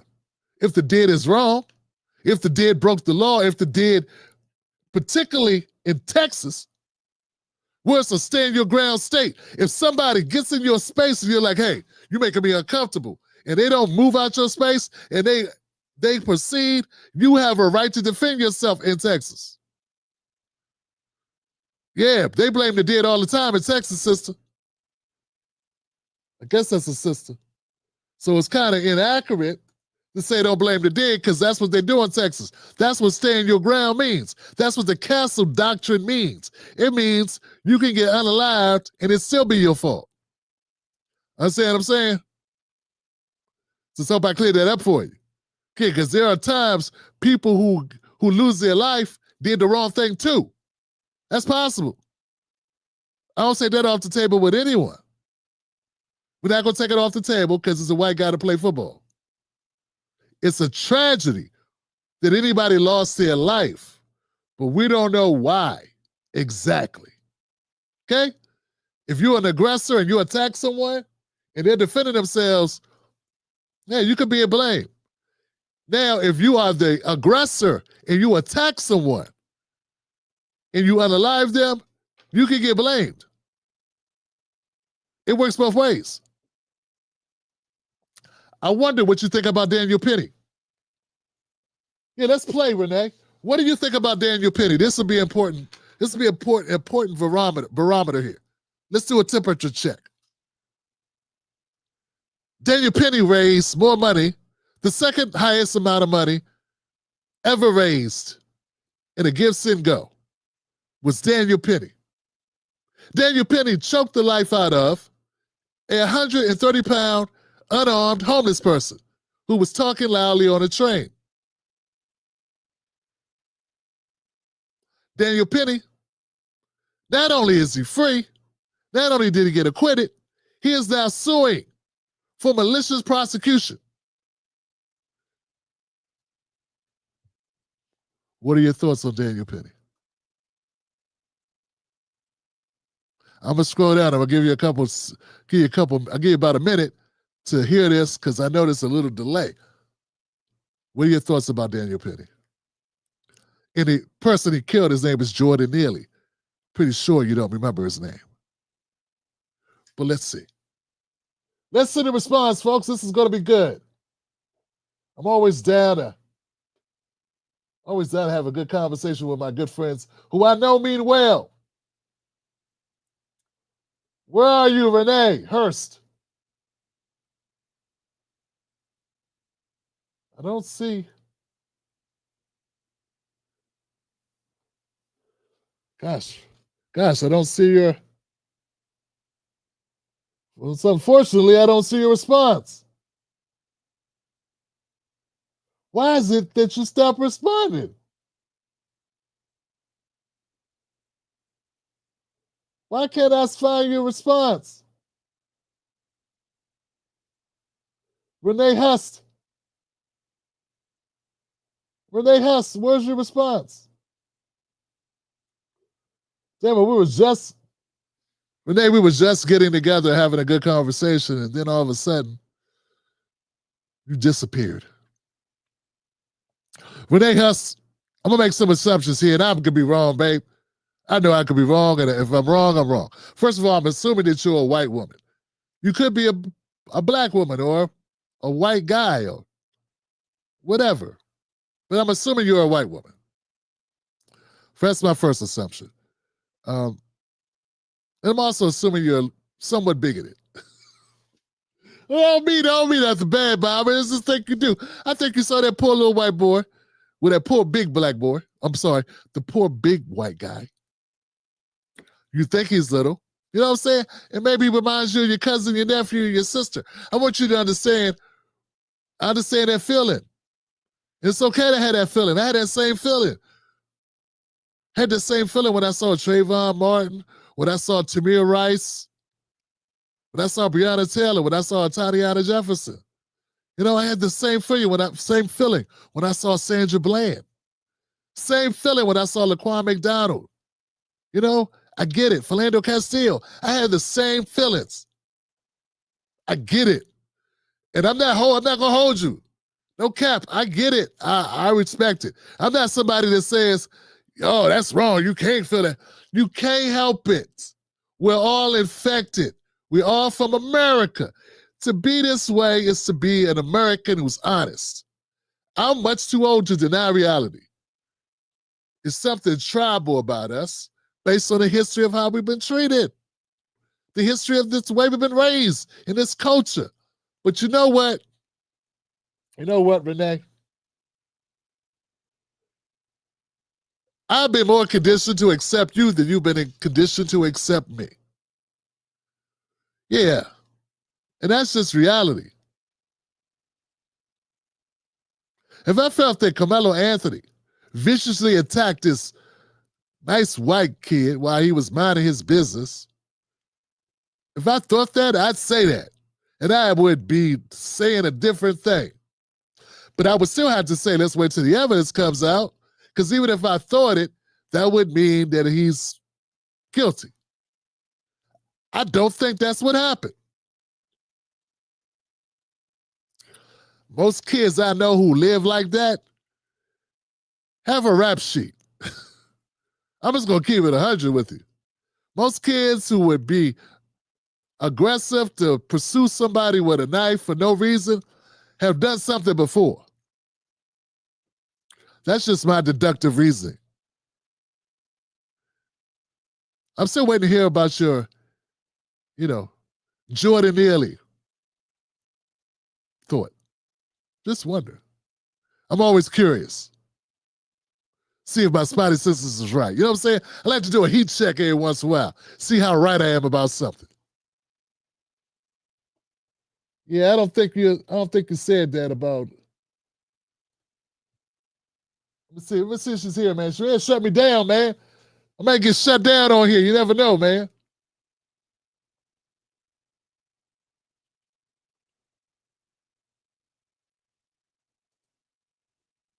(6'2", 225 versus 5'9", 150 pounds soaking wet. Yeah, they don't care though. Look, always. And of course here, guys, always is describing Austin is a 6'2", 225. 5'9" is Karmelo. But we always appear to be more dangerous, no matter how big we are. Yeah, 5'9", Karmelo. I saw people saying, he don't look that small. Yeah, because we always look bigger for some reason. Bigger than we are. Our children appear older than they are. Something strange, right? Something strange about that.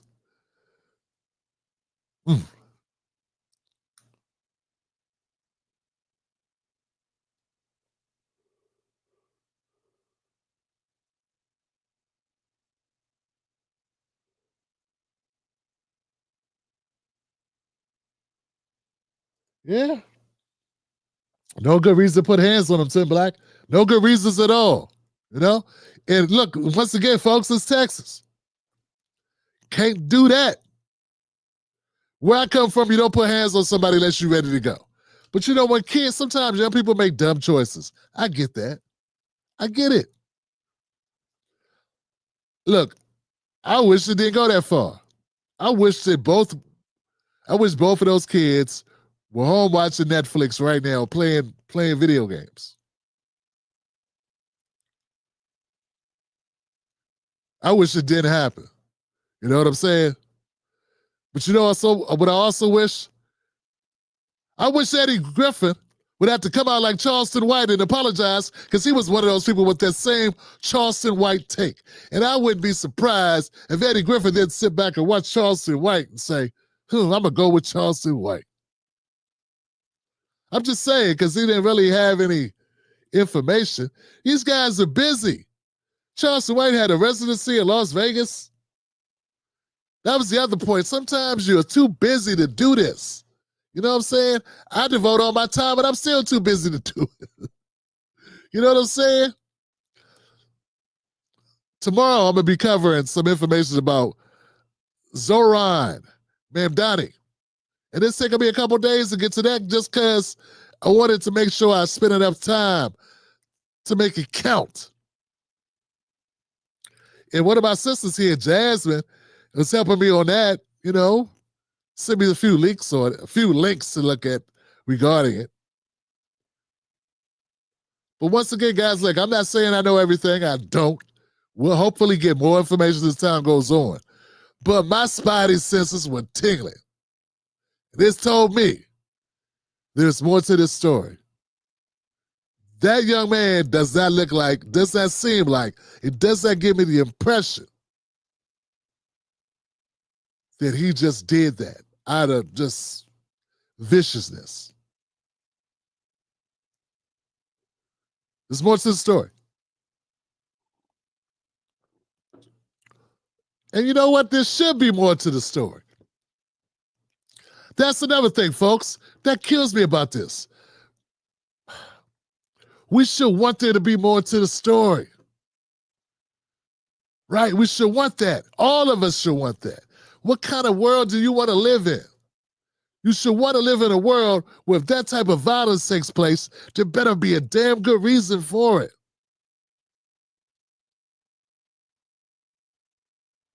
Unfortunately, we live in a world where we're just so quick to jump into our sides that we lose sight of what's important. You know what I'm saying?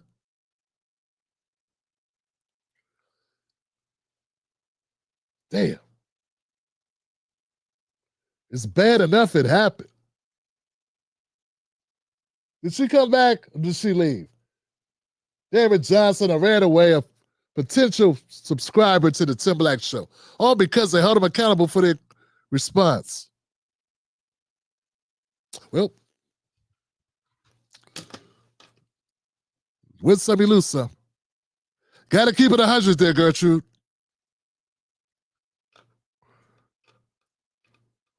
Yeah. No cap. All right, folks. I'm going to look, I got my people, my moderators are in here, tired as hell probably. Black Mamba and Ebony, I think Buck bowed out a long time ago. Yo, I know, fam. I know.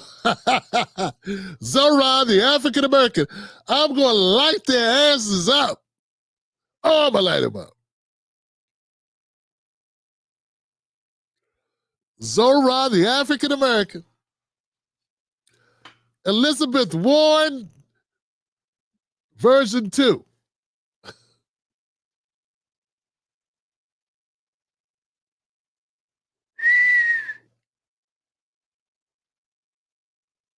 Lord have mercy here. Marjorie, what you talking about, Marjorie?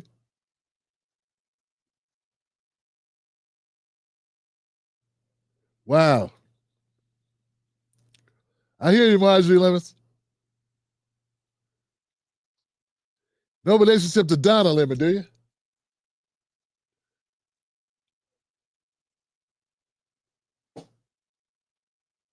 Wow.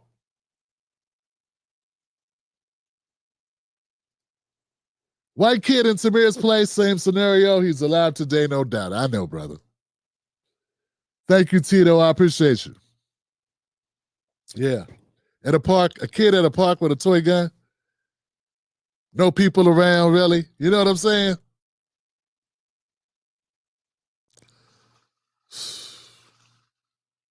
And not only did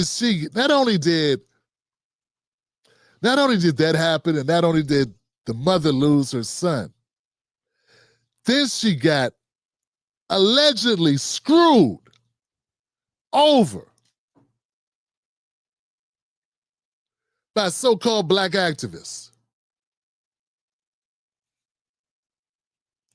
And I gotta believe she's being honest, because who would lie about a thing like that? Raising money in her child's name and then not giving her the money. Who does that? This is a dirty ass game. And then you would think if someone did something like that, they would do it and disappear. They would have the respect to disappear from the earth. But no, they're still around. They still walk amongst us, continuing to grift. Yeah. Now, I can't prove it. I would like to avoid lawsuits. Would be detrimental to my bottom line, of which I got to keep what little I have. This mic, don't want to lose that. I'm just saying, but it's,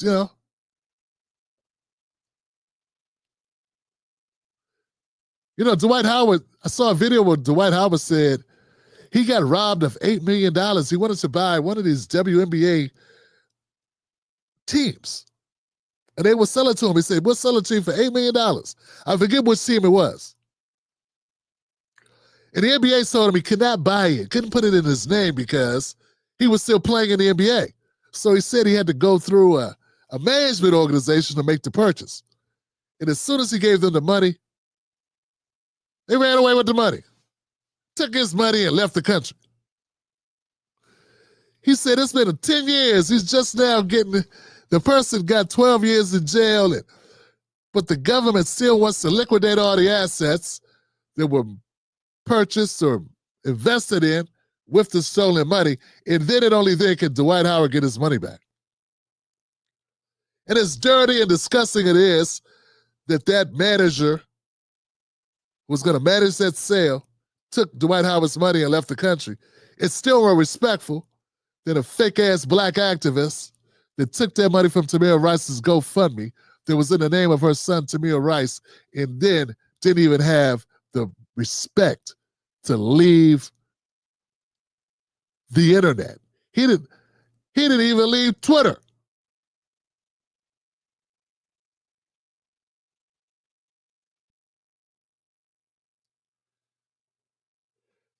Hey, look, man, that's it. I'm done. I tell you, man, I'll be on one sometime.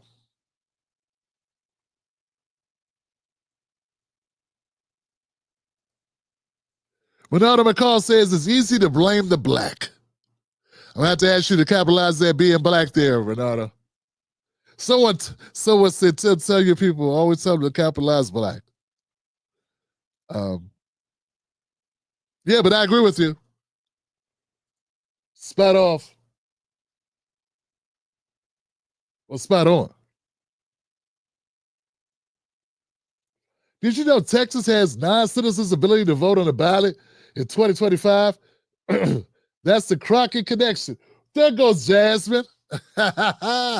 What's up, Jazz? Damn.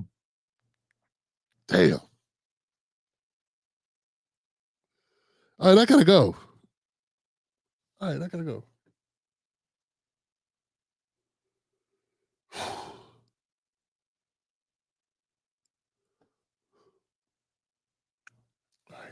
Damn. All right, guys, thank y'all for tuning into the Timberlake Show. I love y'all. I'll see you soon. Remember, like I always say, don't let anybody take your cornbread. That's your cornbread. Keep your damn cornbread. All right? We'll be back tomorrow. We'll be back tomorrow with another show. Until then, remember, like I always say, it's gonna be consequences and repercussions, y'all. Damn, I got nothing but love for y'all. I'm done, Johnson. Go to jointimblack.com, become members of the Tim Black Show. And remember, time is on our side. Where are my ladies at? Where are my ladies?